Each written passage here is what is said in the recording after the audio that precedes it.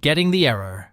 There has been an error during install while downloading apps from the Microsoft Store in Windows 11. Let's fix it with simple steps to get your apps working again. Right-click on Windows Start and open Settings.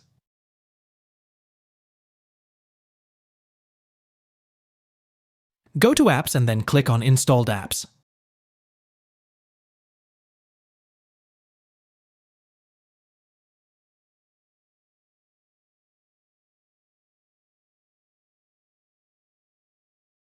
Look for system components in the list. If you can't find it quickly, try searching for it in the search bar. Once you find it, click on the 3 dots next to it and select Advanced Options. Here you'll see 2 options. First, click on Repair to fix any minor issues.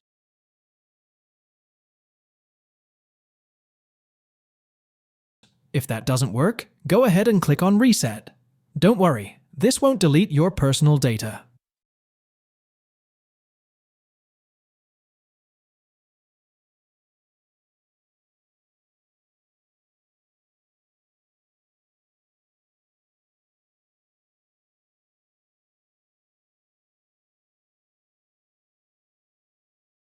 Here is the next step. Follow the step. Search for services in the Windows search bar and open it.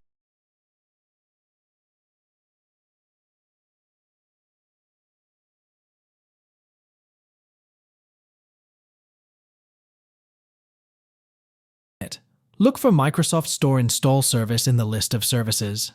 Double-click on it to open its properties. Under Startup Type, select Automatic from the drop-down menu.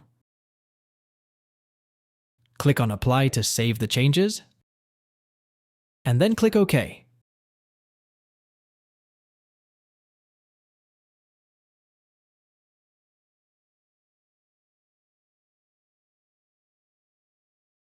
Here is the next step. Follow the step.